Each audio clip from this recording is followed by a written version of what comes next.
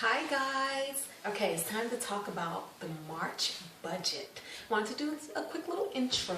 So basically, what I'm doing differently in March that I did not do in February is actually putting things in my budget that I plan on doing. Like in February, I did not put the line item in to pay for my Asia trip. I did not put the line item in to pay for snowshoe. So I'm doing that differently. I'm looking at the trips that are coming up and I'm actually putting them in my budget. I'm actually thinking through events like Easter and putting them in my budget. The other thing that I decided to add was an overall financial goal for the month. And in February, my goal I had decided was to not use my savings account at all. And that was going to be a creative stretch for me not to do that. And then, so the goal for March is I want to bring in $12,000 in income. These goals are sort of like, they're called placemat exercises. Basically, you just put this thing out to the universe that you want to achieve or you want to happen, but you totally do not plan on doing anything about it. You kind of want to let the universe work it out. You want to let, it step in and make it happen for you. So for me to bring in $12,000 this month, which isn't a big stretch from what I'm bringing in this month, what I believe I'm bringing in, it's not a big stretch. There's so many ways. There's so many ways that extra money can show up and just flow into my life, which usually happens for me. But basically, I want to let the universe handle it. Even if that handle it means that I'm delivered a great idea that brings in income. That's another way that it gets handled. But it's not going to be handled by me efforting. It's not going to be handled by me sitting down and saying, if I do this, and go out and get a second job, or, it's none of that. It's just relaxing into it, letting it happen, and kind of playing the wouldn't it be nice game. So wouldn't it be nice if in March I bring in $12,000 in income that does not include an income tax return?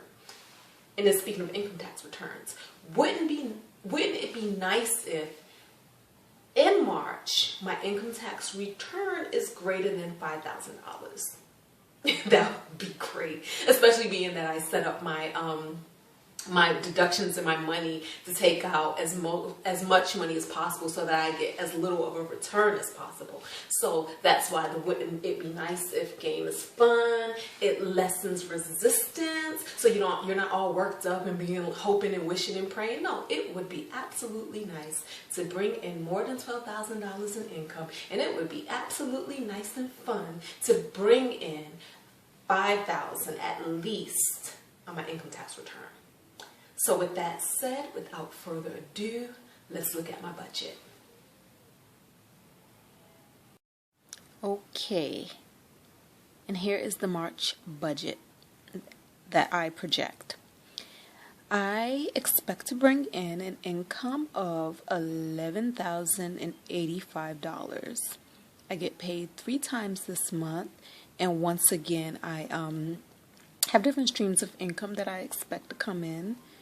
And this is also why I think that making $12,000 this month is pretty doable. Gifts, I expect $900 to be given away this month. This month is my son's birthday. He'll be turning 23. Woohoo! But he's also starting a new IT program, and he's not going to be able to take off from the program. And he works on the weekends. So I don't imagine that we'll be able to get away this month. Let me see something. Oh, okay. Yes, I don't imagine that we'll be able to get away this month. But, oh, okay, I'm like all playing with stuff. All right, so I think that his birthday is probably going to be super simple, which simple means it's going to save me money. I'll probably buy him a gift, and maybe we'll go to one of his favorite restaurants or something. Haven't really thought about it. Also, my little goddaughter turns 3 this month, so some of that money is allocated to her as well. $3,100 goes to mortgage. So the mortgage went down. Things that are highlighted in yellow in my, yellow, oh my goodness. Things that are highlighted in pink and orange are changes. pink and orange, no difference. It's just that my pink highlighter started running out. So those are changes. And so 3,100 mortgage. Mortgage was 3,170. And then of course, you know, it's a new year, so things change. Here I go again with all of this. It's a new year, so things change. They told me that I underpaid escrow last year, so I was $300 short. So they wanted to know if I wanted to. I think it was $300. I don't know. It was between $300 and $900. So they wanted to know if I wanted to just go ahead and pay that in one lump sum or have them apply it to my mortgage. I did the math and I saw that both things, whether I paid one time or if I applied it over time, it equaled the same amount. So no extra interest or penalty or service charges were added. So I chose to have them go ahead and apply it throughout the year. And even with that, my monthly mortgage went down. So I'm assuming that's because the taxes probably went down this year. So $3,100 for my mortgage, a savings of $70 a month, $95 to HOA, $100 to gas, and that is the utility gas, not car gas. $200 to electricity. I was previously budgeting $250 for electricity, but the bills seem to be coming consistently at $200, so I I cannot talk today for some reason. I decreased that to $200. Cable $155. That is a guess. What I did was I increased my internet speed, which was $10 more a month, but I also returned a cable box, which I believe was $12 a month. So I don't know. 155 is what I'm guesstimating. Cell phone $285. That is an actual, because I did see the cell phone bill. So $285. The reason for that is, remember my cell phone, it broke last month in February, and instead of getting a new phone, I just had my old phone turned back on, and they charged like a $35 like activating fee. So that's why it is up $285. $125 for the home security systems on both my main home and my rental property. Last month it was $55, but that's not because anything went up. It's just a simple fact that I paid my rental property security system a few months in advance, and this month I'm due to pay that again, and it's $70 for that. So that's why that's $125. $35 subscriptions, Netflix, Abraham-Hicks recordings, $255 house cleaners. I do expect that to be less than $255. $255 means that they're coming 3 times this month. We're not going to have time for them to come 3 times, because remember, the new thing that I'm doing now is I am home when they are here cleaning, and I think of it as co-cleaning. While they're cleaning, I'm doing a bunch of things around the house, like washing clothes, folding clothes, just tidying up and working my little heart out right alongside them. So yeah, maybe twice, maybe once, I don't know. $365 for the checking account. This right here. The reason why that's $365 is normally, all right, I'm getting paid 3 times this month. Normally I do $150 a paycheck for the checking account, which just takes care of ATM, if I happen to have to write a check for something, or miscellaneous things that, I don't know, comes out of my checking account. I really haven't even been using the money, but I'm still going to keep it at that. But this month I played around with the numbers a little bit, so I'm only allocating $135 to check in.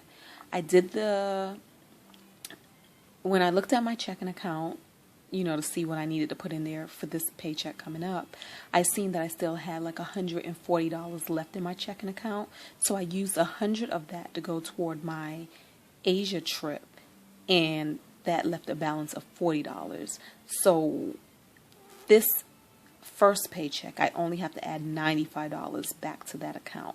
So that's why that's at $365. Hair and nails, $150. Let me tell you, I have really been roughing it.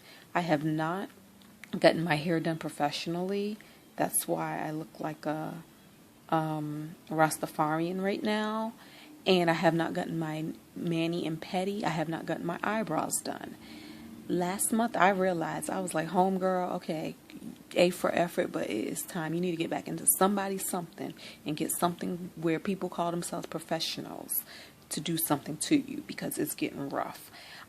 But you know what? It's so crazy, because when I was looking at this number, I was like, I don't know. I don't want to pay all that. So I said, what can I do? And then look at my nails, right? I painted my nails myself. Like, I know this sounds like amazing, and it is for me, because I'm the girl. I don't do anything myself. I outsource everything that I can, except for laundry, because I actually don't mind doing laundry. But if I did mind doing laundry, trust me, I probably would have had a service to do that too. So I did this little quick paint on my nails, and luckily, I have pretty good nails. Like, my cuticles don't get raggedy. It's very easy to keep them shaped, because all I do is just cut them down to nothing, right? And it looks like they're long because I have long nail beds. So I realized with that, I don't have to get a mani. So I'm just going to get a pedi. So I think that that may save me about $25. And then also with my hair, if I wash my hair myself before going to the hair salon, it will save me some money. So we're going to see how that looks, because sometimes it's just a time thing. Like, because I don't have natural gifts and talents in doing my own hair and nails and anything else, it normally takes me like all freaking day just to wash and detangle my hair. So we'll see what happens, but I'm just imagining that some money will be saved in this area. $290 for conferences. I have some conferences coming up that I am going to attend in April. So I budgeted to have them paid this month. And one of the conferences, let's see if you can see that. Look.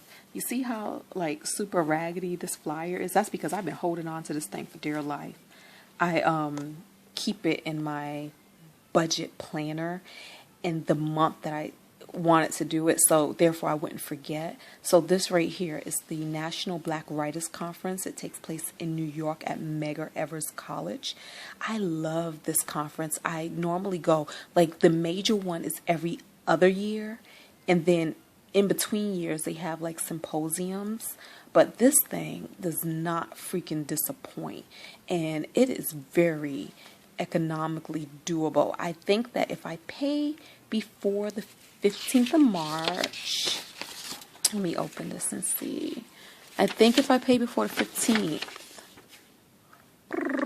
yep, right here, pre-registration, that's the $65. So we're going to definitely make that happen. $65 for a four-day conference. And this year they're honoring Rita Dove. And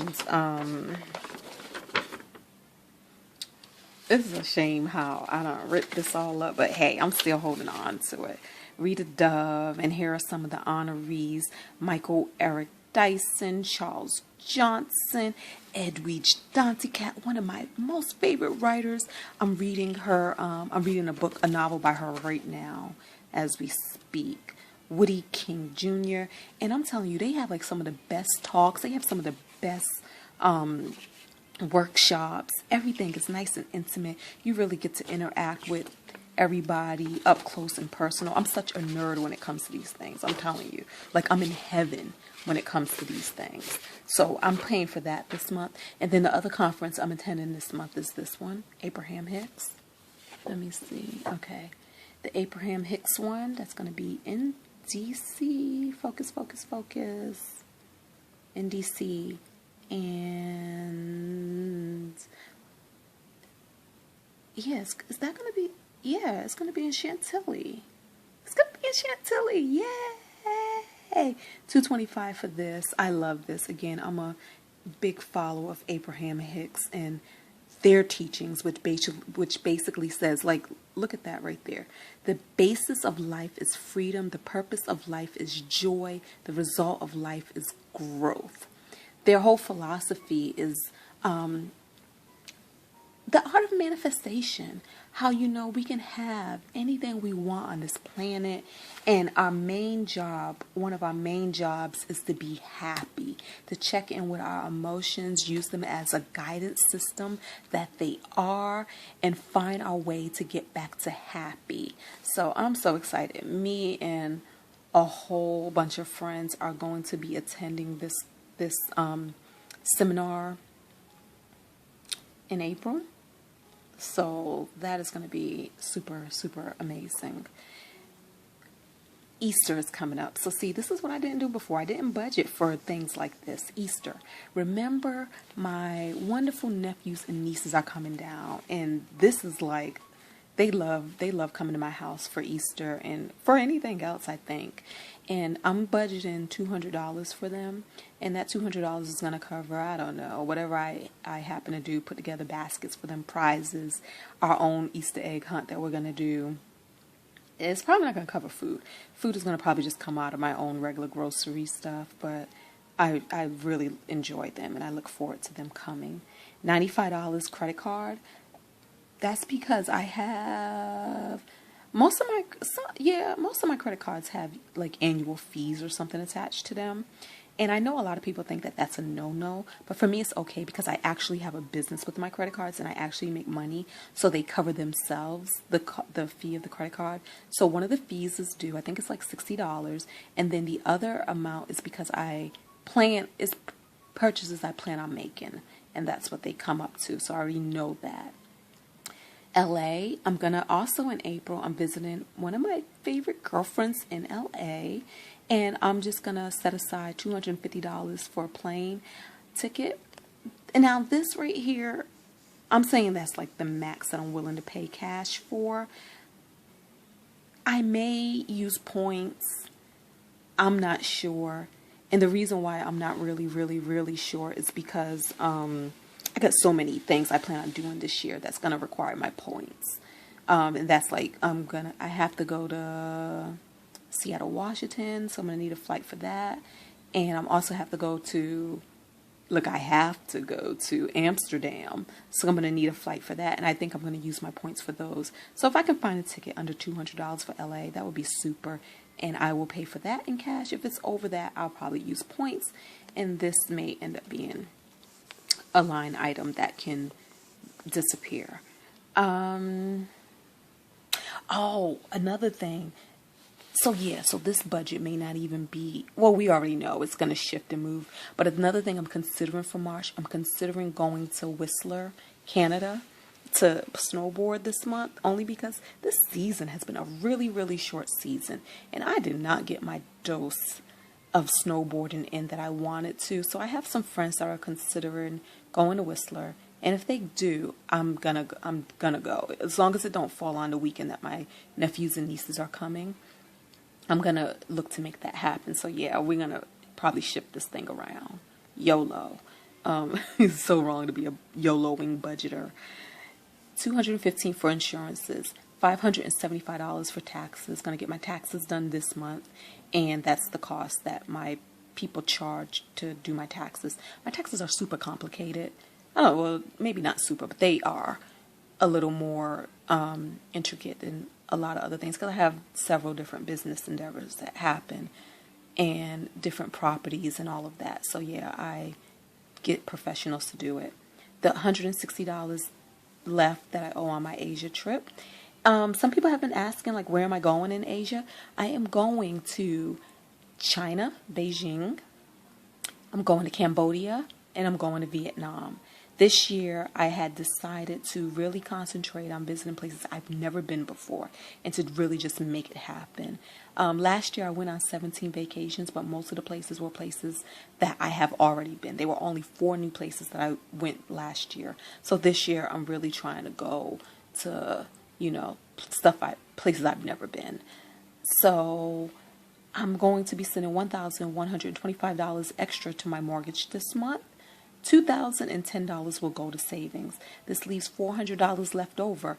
And I do a zero-based budget, Dave Ramsey's zero-based budget.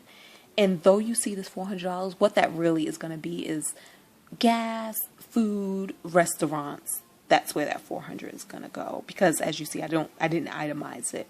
But if I did, you know, $400, I think that that's going to be doable. Unless I go to Whistler, then we're going to move this all around, and I'm cool with that.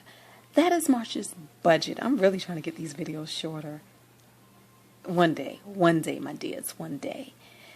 Thank you for watching my videos, and thank you for bearing with me. I will see you guys in another video. Peace.